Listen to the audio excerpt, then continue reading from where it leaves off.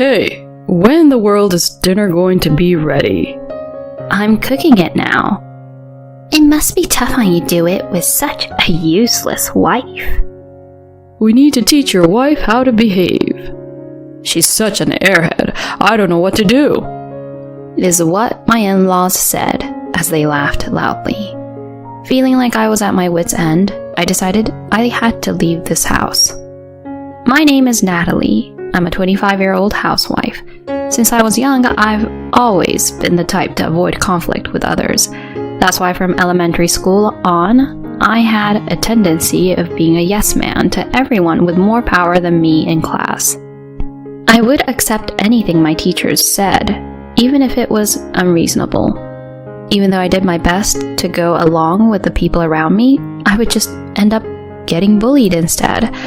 I always tried to make everyone happy, but I ended up catching the attention of two popular kids in my class who were leaders of opposing cliques. I ended up getting ignored by everyone and sometimes really cruelly abused. I held myself back, thinking that it would come to an end soon enough. But the harassment didn't end. I was told that I had to pick a side between the two cliques, and I was abused until I picked one. I didn't understand why I had to do something like that. It was sad and frustrating. But no matter how tough it was on me, I couldn't talk to my parents about it. My parents both worked full-time and were always very busy.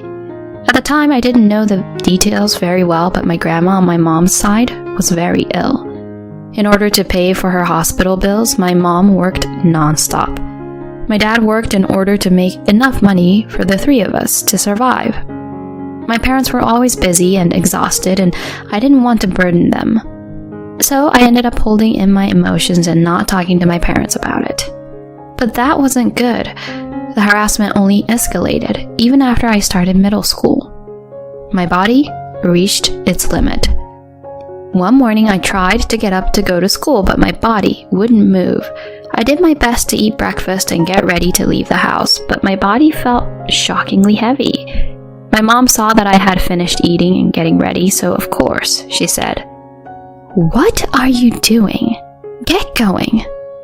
All I could do is say I didn't feel well, but my mom didn't believe me at first. "You seemed just fine while you were eating breakfast. I need to get to work soon, so it's time for you to go to school too." Fine. I didn't want to bother my mom, but my body wouldn't move. I felt bad that I was causing my mom trouble and began to panic because my body wasn't moving. My face became pale. I started sweating like crazy and grasping for air. At this point, my mom realized something was wrong and took me to the hospital. We were told that these were symptoms of extreme stress. I couldn't hide it from my mom anymore, so I finally told her how I was getting harassed at school. She hugged me, crying and apologizing for not noticing that something was wrong until now. I also cried uncontrollably, regretting that I hadn't spoken to my parents about this earlier. My mom told my dad, and he also apologized for not noticing earlier. I didn't want them to apologize, so I felt sorry for making them feel guilty. But after talking to my parents about what was happening, I felt better. My parents told me I didn't have to force myself to go to school, so I rested at home for a while. Even though I was a child, I felt like I couldn't just laze around at home all day. In order to help my mom out, I began learning how to do housework. I started with cleaning and laundry, and then began learning my mom's recipes as I'd help her in the kitchen. Thanks to that, I learned to cook on my own and began cooking dinner for my family, apart from any fried dishes which I left my mom to prepare. "Natalie, you cooking for us is a huge help." "And it's delicious. You're a genius." My parents would compliment me and tell me how grateful they were. That made me happy, so I worked hard around the house. I'm the type who gets hooked on things once I start them. Wanting to make the house as spotless as possible, I began studying all sorts of ways to clean. I began memorizing recipes from cookbooks as well. Eventually our home was sparkling and I knew hundreds of recipes. Having begun to grocery shop for our family as well, I figured out how to shop while saving money. I would challenge myself by making the most delicious food possible with cheap ingredients. I enjoyed housework. I'm sure it was mostly because I was happy about getting complimented by my parents, but I also genuinely enjoyed cooking and doing chores more than most other people do. I got really into it and tried all sorts of things. Focused on my role of taking care of the house, 3 years flew by before I even realized. I was 16 years old then, an age when most people go to high school. Around that time, my parents began talking to me seriously about what I wanted for my future. Out of the several ideas we came up with, I was most interested in attending high school online. I knew that with such a weak educational background, I wouldn't be able to step out into the real world very easily. And truth be told, I wanted to experience student life. So, I joined an online high school. Apart from that, my day-to-day didn't change much. I just added a bit of studying onto the housework I did usually. I was never much of a genius, but since I was young, my grades have always been decent because I put effort into studying. So the classes I took now were no problem. 3 years of online classes later, I was able to get my GED. I thought that dropping out of middle school would be the end of my life, but it really wasn't. I was able to properly get my GED after all. Natalie, you've really worked hard. I'm so proud of you. Mom, Dad, thank you. It's because of you two that I've been able to get this far. Expressing my gratitude to them, my parents began to cry. After graduating high school, it was time for me to start working, but I didn't know what I should do for a job. Since I didn't attend school in person, working for a normal company would probably be difficult for me. Wondering what I should do, my mom came up with a plan. Why don't you try working as a housekeeper? Those sorts of service jobs seem to be increasing these days. So jobs like that exist too. I began researching and found a few related companies that were hiring at the moment. I wasn't too picky when it came to salary or anything, so I applied immediately. I was chosen for an interview where my boss took a liking to me and I was hired almost immediately. I went to a few trainings after getting hired, but I guess my talents were pretty obvious. After all the research and practice I had done on my own, I had really become skilled. The rest of the staff were mostly housewives who were busy with their own families while I was free to work as much as I wanted, so I quickly began working full-time. I started off by following a senior employee, but once I had gotten somewhat used to the job, I was assigned tasks on my own. I'm not very good at communicating with big groups of people, but when it comes to jobs like this, where I generally communicate one-on-one with customers, I have no problem. I realized that being good at meeting others' needs is an important skill and allows you to listen properly to others' wishes. For the first time in my life, I felt like my weakness was my strength. I began approaching my job with confidence, and that brought me even better results. I had regular customers and my pay rose. I never imagined a shut-in like me would be able to work like this. I had been working for my company for 3 years when I met Dewitt. Dewitt was one of our company's customers who often chose me to clean his house. He was a bachelor with little time after work for chores, which is why he hired me to clean, do laundry, and cook. I put my all into cleaning and cooking nutritious meals for him each time. I also made sure to meal prep so he had what to eat on days I wasn't scheduled to visit. He seemed touched by my efforts and often thanked me. After about a year of being my regular customer, we had built up a good rapport. Around that time, he asked me out on a date. If it's okay with you, I'd like to meet you privately as well. Honestly, I was also interested in him, so I agreed to go on a date. Shortly after starting dating, I ended up moving in with him. After cleaning Dewitt's home for a year, I knew where everything was and was more used to his kitchen than he was. After living together 2 years, he proposed. I was incredibly happy and quickly said yes, and like that, we were engaged. My parents were also super happy, which made me feel like I was being a good daughter to them. After announcing our engagement, our families met for the first time and we had our wedding ceremony. After going on our honeymoon, we returned to our apartment and began our newlywed life. Being newlywed was super fun. Though we had lived together before, there was something exciting about being married. It was as if we were living together for the first time all over again. A year passed in the blink of an eye. We were living together happily, and I began to think it was about time for us to start a family. But our married life took a turn I didn't expect. One day, "We're going to my parents' house next week. I promised them." Promised them what? "That we'll move in with them." My husband suddenly began talking about living with his parents. I haven't heard anything about this. "That's because I'm telling you now, but it's been decided." No way. My husband told me to start packing our things. DeWitt has a demanding side to him. Something I learned about after we got married. Unable to protest, I packed up our belongings and we moved to his parents' house. Hazel, Barney, we might cause you some trouble from now on, but thank you in advance. You finally made it. We've been waiting forever. "Our maid is here. Mom, use her as much as you like. Being a maid is her strong point." I was shocked by what my husband said. How could he say something like that? And just like DeWitt had said, his parents began using me however they pleased.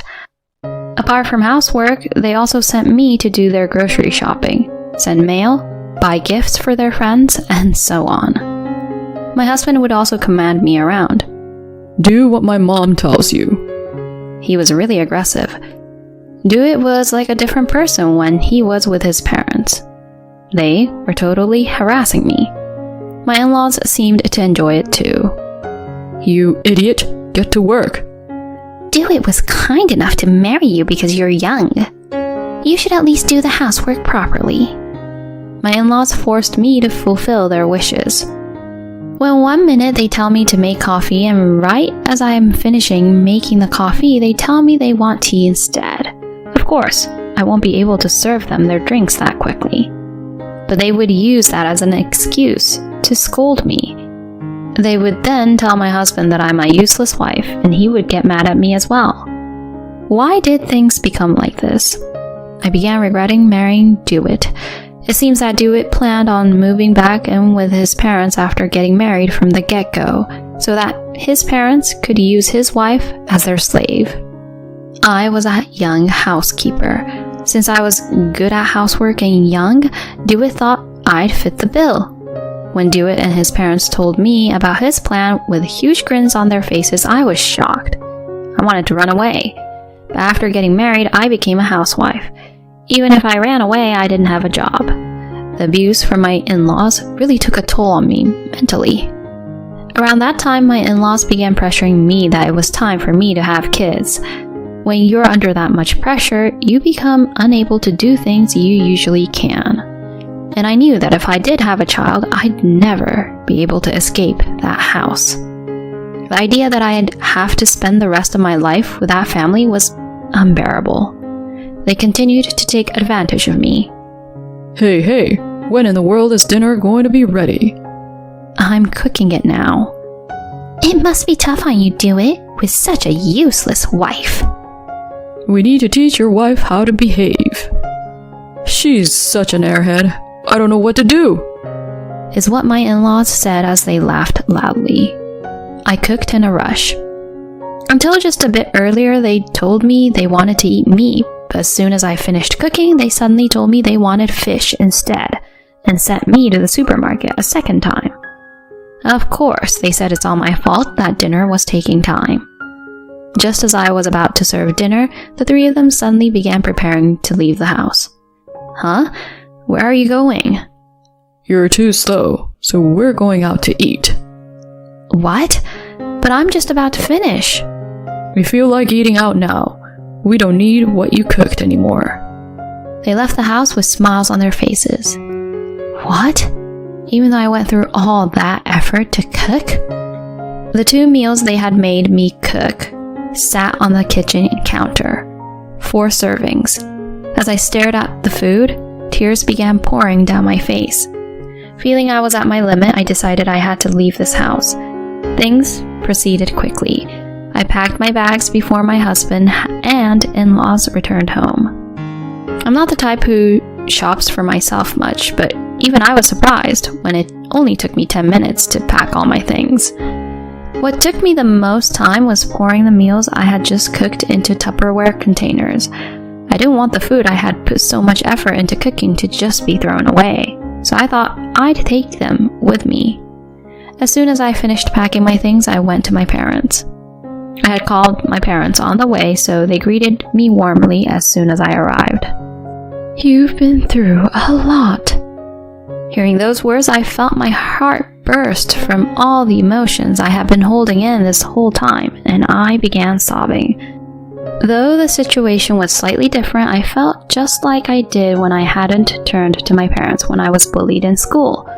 I was an adult, but I made the same mistake as before. Comforted by my parents, my heart finally calmed down. My husband began ringing me furiously, but I ignored him and relaxed at my parents. The next day, without picking up any of his calls, I emailed DeWitt telling him I wanted a divorce. He tried calling me countless times, but I continued to ignore him. After some time passed, he sent divorce papers to my parents' house. It seems he finally accepted it. I immediately filed them, and like that, we were divorced. I had escaped from my in-laws. It was a close call. Afterwards, I began working as a housekeeper again. After being treated so horribly by my in-laws, having customers thank me made me very happy. I also realized really how insane they were. I went back to my work life. Without realizing, 5 years passed. I'm still working for the same company and living with my parents. To think I would meet those people again. It was on my day off. The doorbell rang, and when I opened my front door, I saw them standing there. "What are you doing here?" DeWitt and his parents began speaking with grins on their faces. Have you finally calmed down? I'll forgive you, so come back. He's telling you he'll take you back as his wife. My mother also needs a carer, so we'll talk about that later. They tried entering my home. Hey, stop it. Home invasion is illegal. What are you saying? You're my wife. What's wrong with your family entering your home? What were they talking about? Come on, let us in. You're going to clean our house and take care of my mother. Of course not. I laughed while saying this, and my ex-in-laws froze, bewildered. I divorced you and remarried. Huh? My husband, Martin, came down from the second floor. Sorry, Martin, were we too loud? You're on night shift tonight, so I didn't mean to wake you. Don't worry. My ex-family were shocked to see my current husband. Who is this? My ex-husband and his parents suddenly came to tell me to go back home with them. I see. They really are tyrannical. Martin stood in front of them and told them to leave. Since he was over 6 foot tall and muscular, my ex-family seemed threatened by Martin. Quit messing around. I never accepted a divorce. You're having an affair. DeWitt began spouting nonsense. The divorce was officially filed, but you're trying to force your way into our home? Wouldn't you say that's home invasion? I spoke up. Martin is a cop, so he can arrest you on the spot. DeWitt replied. A cop? DeWitt and his parents suddenly panicked. I can call my people right now and get you locked up. Martin glared at DeWitt and his parents, who were dripping in sweat. Excuse us, DeWitt said, and they ran away. They were unbelievable. Later, I received a long email from DeWitt. I thought he'd tried to apologize, but it turned out to be a romantic letter trying to persuade me to get back with him. It seemed that his grandmother was in need of someone to take care of her, which they wanted to pin on me. It also turns out that his father had made a big mistake at work, so he had been fired and was currently unemployed. I was glad I cut off ties with them a long time ago. My current husband is someone I had known since I was young, who reached out to me after finding out I had gotten a divorce. After dating for some time, we got married last year and he moved in with my parents and I. He was reliable and really loved me, so I was happy that we got married.